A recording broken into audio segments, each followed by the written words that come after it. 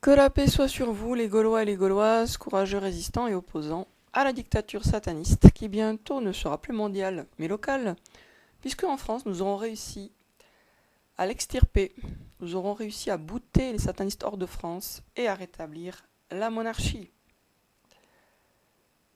Je vais vous parler un petit peu de questions diverses et variées qui n'ont pas forcément un rapport évident entre elles mais qui sont toutes importantes. Première question, l'alimentation. Nous vivons, vous le savez très bien, nous le savons tous, dans une époque où notre santé est menacée par, non pas des maladies imaginaires, mais par des substances extrêmement toxiques mises dans des seringues. Donc notre santé est menacée de tous les côtés et de plus il y a des nouvelles lois liberticides qui font que il est devenu compliqué de se faire soigner par un médecin quand on est malade ou même de se faire soigner à l'hôpital. Du coup, il est particulièrement important de prendre soin de sa santé puisque finalement, on ne peut pas compter du tout sur les médecins pour nous aider si ça va mal. Donc là, on est vraiment dans une période où il est important de faire de la prévention pour sa santé. Donc comment améliorer sa santé, comment rester en bonne santé, comment guérir. C'est un sujet que j'avais beaucoup étudié à l'époque où je travaillais sur Mental Pax, mon livre contre la dépression, puisque j'avais découvert, ce qui était assez logique, que l'alimentation joue un rôle énorme dans les problèmes psychiatriques. Par exemple, les gens qui se retrouvent à l'hôpital psychiatrique sont quasiment tous des gens qui ont de très très mauvais alimentaires et qui consomment énormément de sucre, en particulier, et souvent aussi beaucoup de café. Et des lectures que j'ai faites, et maintenant de ma pratique personnelle, je peux vous dire un truc relativement important et qui est finalement assez peu connu. C'est que pour être en bonne santé et pour guérir de différentes maladies qu'on peut avoir, que ce soit le diabète, que ce soit le cancer, que ce soit l'épilepsie, ou c'est pas une maladie, mais ou pour perdre du poids tout simplement, il y a un régime qui est excellent. Quand je dis régime, c'est pas au sens régime à suivre pendant quelques mois, c'est un régime alimentaire, donc une manière de manger, on va dire plutôt. Il y a une manière de manger qui est excellente. C'est ce qu'on appelle le régime cétogène, dont vous avez peut-être entendu parler. Après avoir étudié ce régime et commencé à le mettre en pratique, là je commence à le mettre en pratique, je peux vous dire un truc. Primo, c'est qu'effectivement le régime cétogène est super bon pour la santé et super bon pour le moral, les deux étant étroitement liés. Donc c'est un régime qui vraiment fait du bien au moral en même temps qu'à la santé.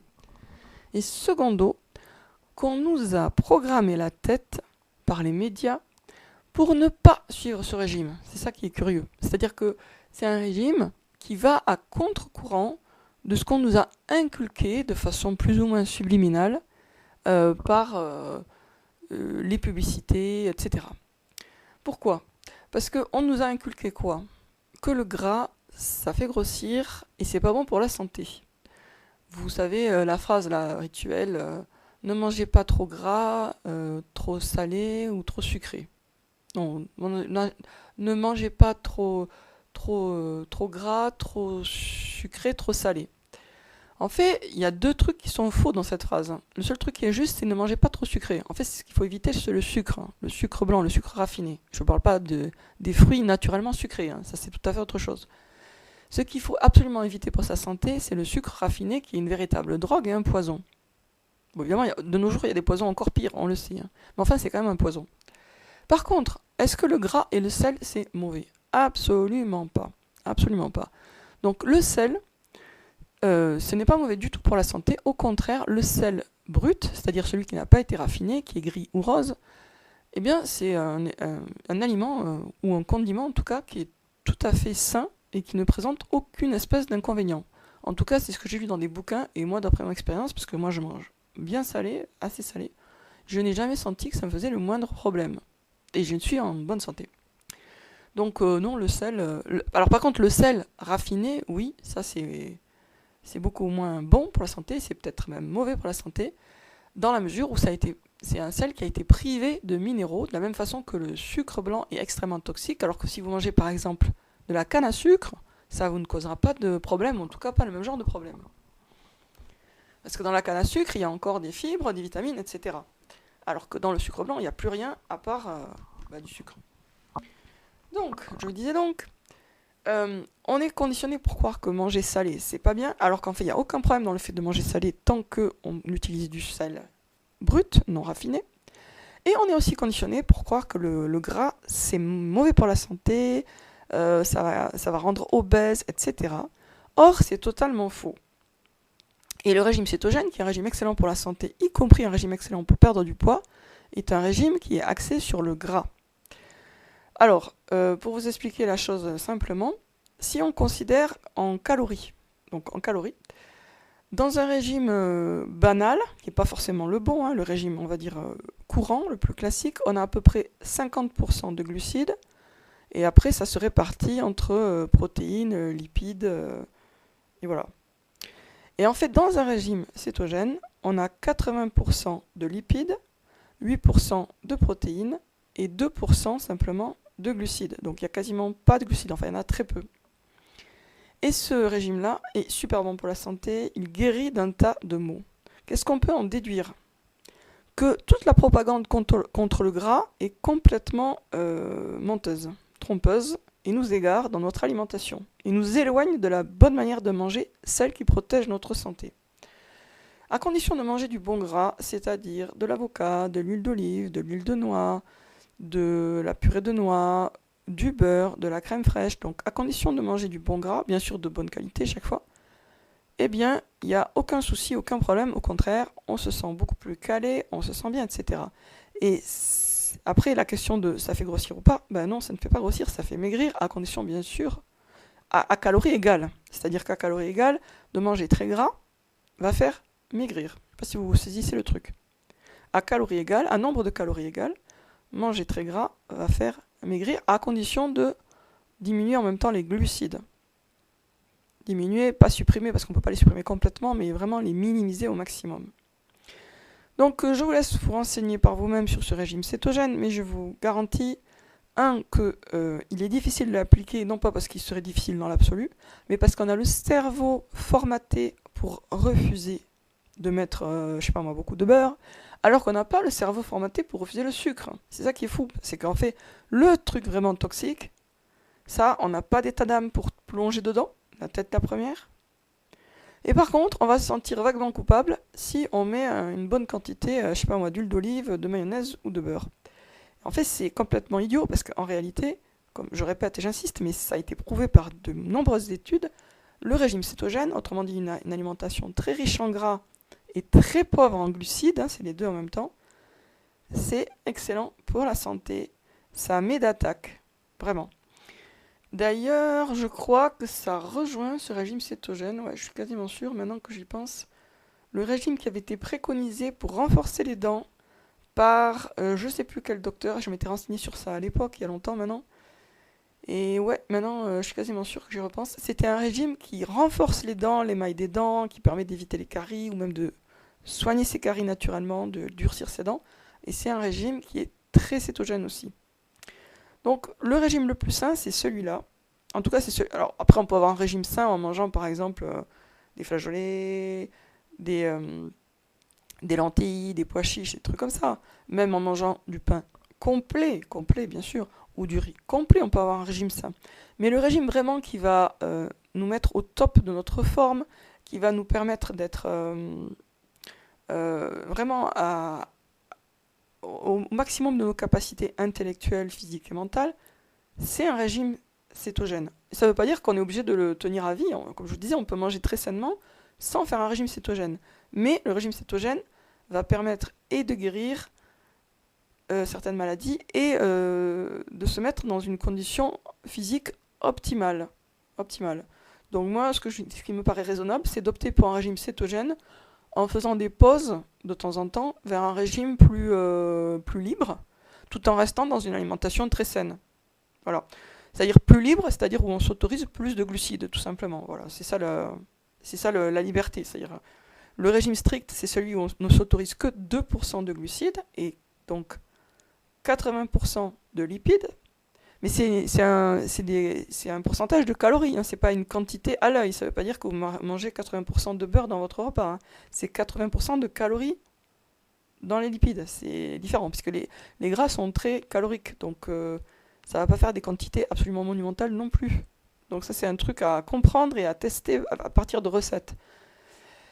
Et voilà. Donc, bah si, quand même, je vais développer un petit peu parce que je suis sûre que c'est pas évident à capter comme régime.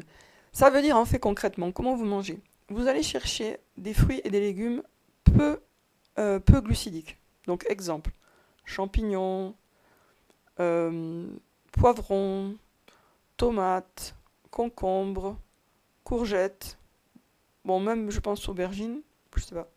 Enfin vous voyez c'est des endives, de la salade verte, donc des fruits, alors les fruits aussi, donc des fruits, bah, des pommes, enfin des fruits, voilà. Donc vous allez chercher du côté des fruits et des légumes peu glucidiques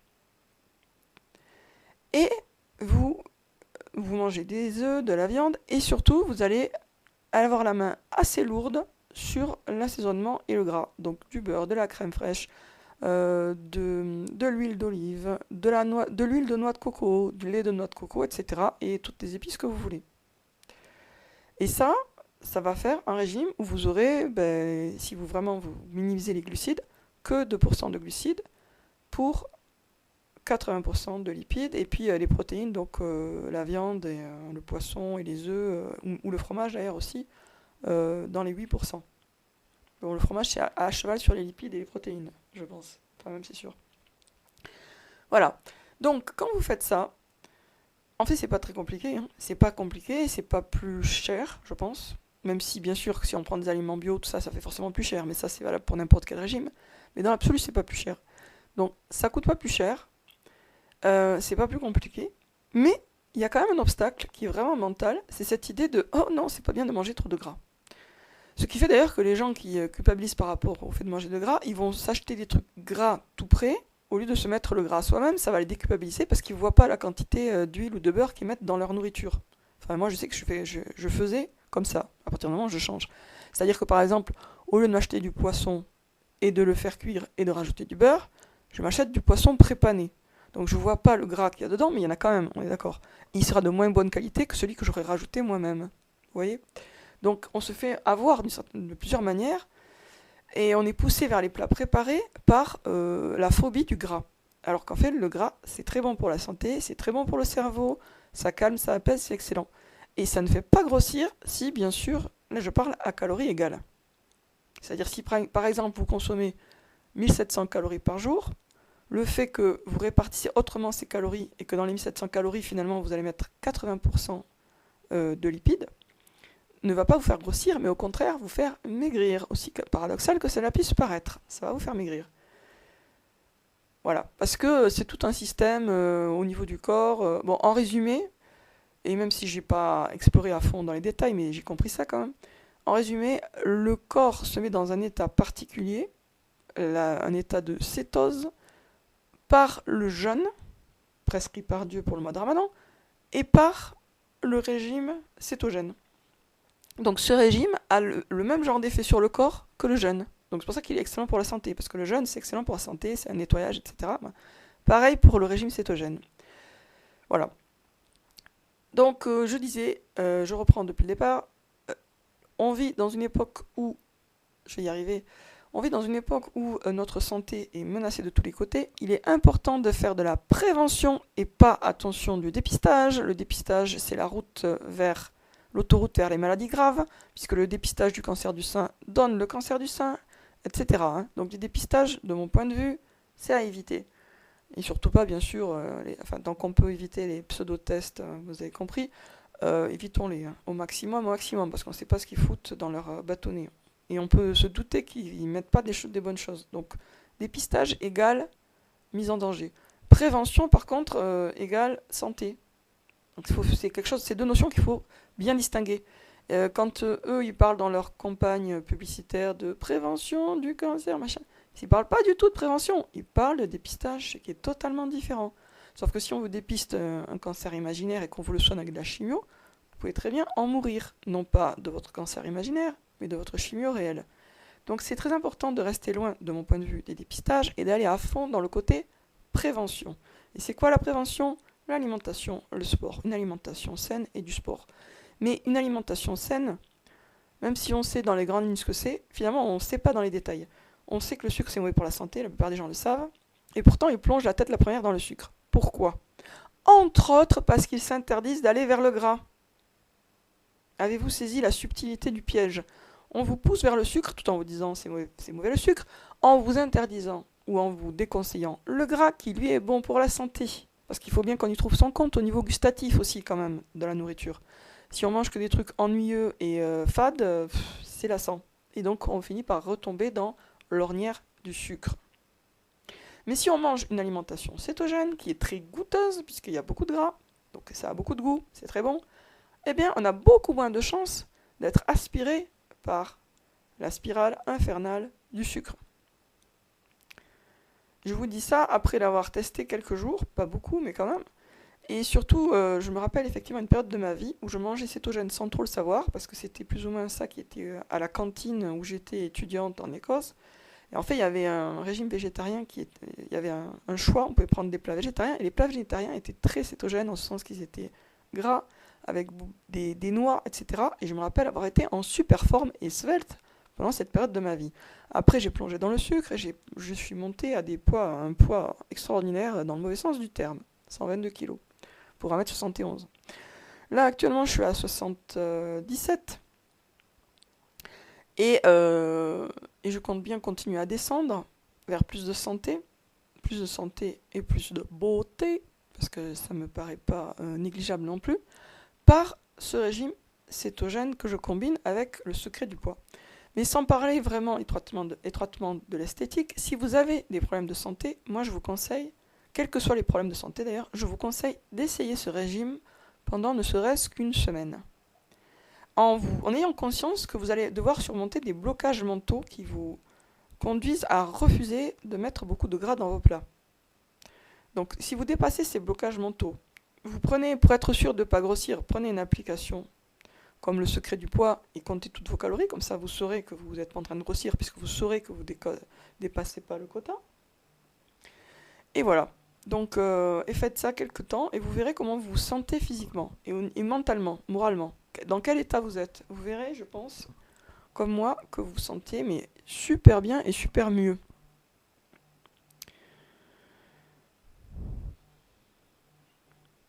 Bon, vous voyez là, j'hésite à répondre.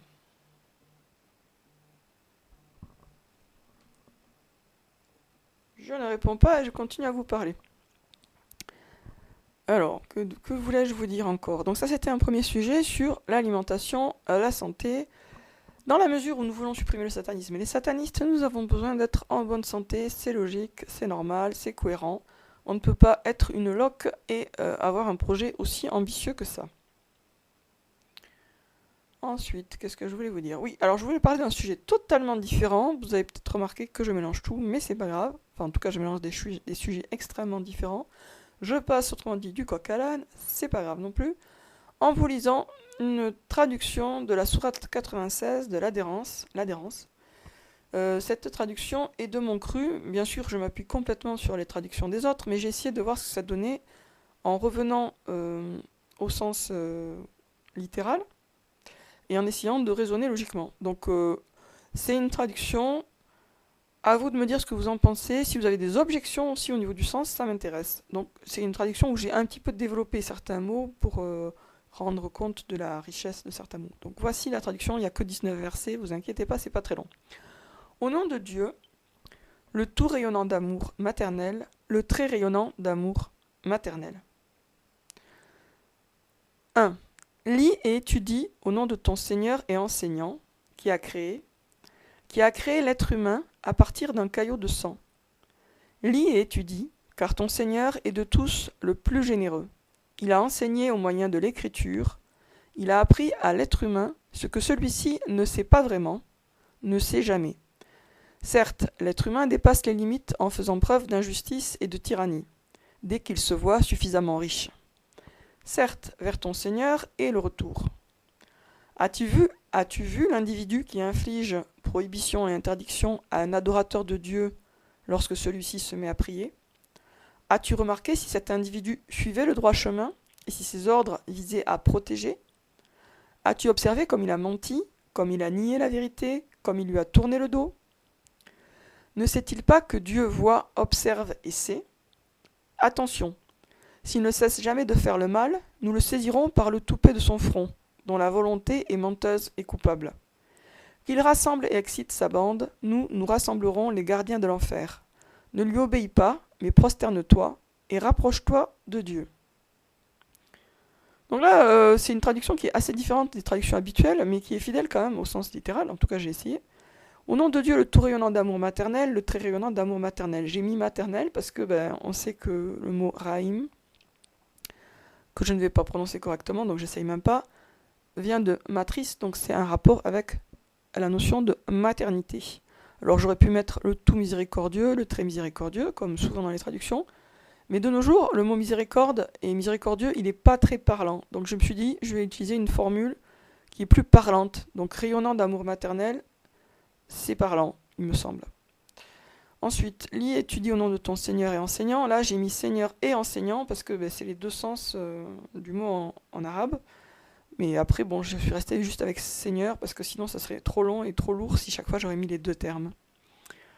Ensuite, j'ai développé un petit peu dépasse les limites en faisant preuve d'injustice et de tyrannie parce qu'effectivement, c'est différents sens qu'ont le mot correspondant en arabe. J'ai mis prohibition et interdiction, bon en réalité c'est des synonymes donc ça change pas grand chose. En fait, il y avait j'ai essayé d'être attentive au temps des verbes. Parce que par exemple, le verset 5, il a appris à l'être humain ce que celui-ci ne sait pas vraiment, 6 ne sait jamais. En fait, c'est traduit en général par il a appris à l'être humain ce qu'il ne savait pas. Genre, il ne savait pas avant, il a appris à l'être humain. Mais il me semble que dans la mesure où c'est plutôt du présent en arabe, c'est plutôt l'idée que l'être humain, il n'arrive pas à se mettre dans la tête ce que Dieu lui apprend. Donc, d'où ma traduction. Il a appris à l'être humain ce que celui-ci ne sait pas vraiment, ne sait jamais. Après, peut-être elle n'est pas bonne, hein, mais si vous avez des objections grammaticales ou au niveau de l'arabe, faites-les moi en commentaire, ça m'intéresse. Nous le saisirons par le toupet de son front, dont la volonté est menteuse et coupable.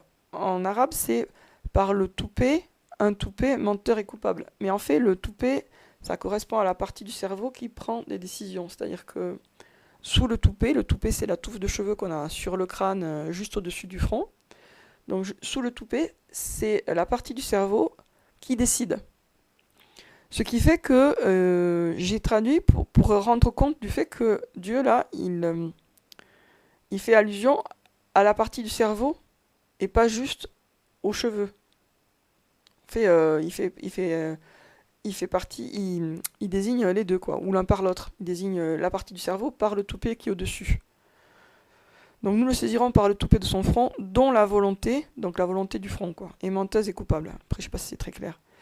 Qu'il rassemble et excite sa bande, nous rassemblerons les gardiens de l'enfer. Voilà. Bon, c'est une traduction qui n'est pas très très différente des traductions habituelles, mais comme elle est quand même assez différente, je serais curieuse d'avoir votre opinion.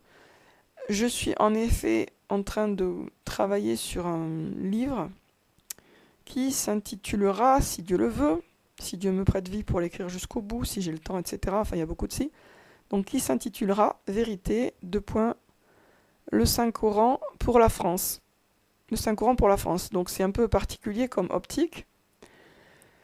C'est comme son titre l'indique, le Coran, mais pour la France. Donc, c'est pas juste le Coran traduit en français, c'est le Coran pour et en rapport avec le passé, le présent et le futur de la France. Voilà. Programme vaste. C'est pour ça que je pense qu'il y aura 4 tomes, 4 volumes plutôt. Voilà. J'ai aussi un autre projet, bon ça je vous le dis vite fait, mais je suis en train d'écrire un roman. Et je compte en écrire en tout 4. J'ai déjà un chiffre précis parce que je suis persuadée que mon temps est assez limité et qu'après 2027, je pourrai pas écrire ou pas de la même manière. Donc, je compte écrire ces 4 romans, ces 4 volumes de vérité, le Coran, le Saint-Coran pour la France. Et puis après, si j'arrive à faire des trucs en plus dans les interstices, tant mieux, mais c'est pas garanti. Voilà, donc je vous dis à très bientôt les amis, courage, Courage à vous, courage à nous. Rapprochons-nous de Dieu, c'est le bon moment. C'est le moment, puisque les épreuves arrivent. Elles sont là d'ailleurs déjà. Mais bon, elles n'ont pas fini de croître, les épreuves. Donc à nous de nous renforcer par la foi. À nous de nous renforcer par une alimentation saine, un mode de vie extrêmement sain, pour avoir la force et l'optimisme nécessaires dont nous allons avoir besoin. Donc il est vraiment, je pense, hein, actuellement devenu extrêmement important d'avoir une d'alimentation saine, parce qu'avant on pouvait toujours se dire, oh, si je tombe malade, bah, j'irai à l'hôpital, je me ferai soigner. Mais là maintenant, c'est plus vraiment des options, hein, donc où ça devient très compliqué. Donc autant être dans la prévention au maximum. Sur ce, je vous dis à bientôt les amis.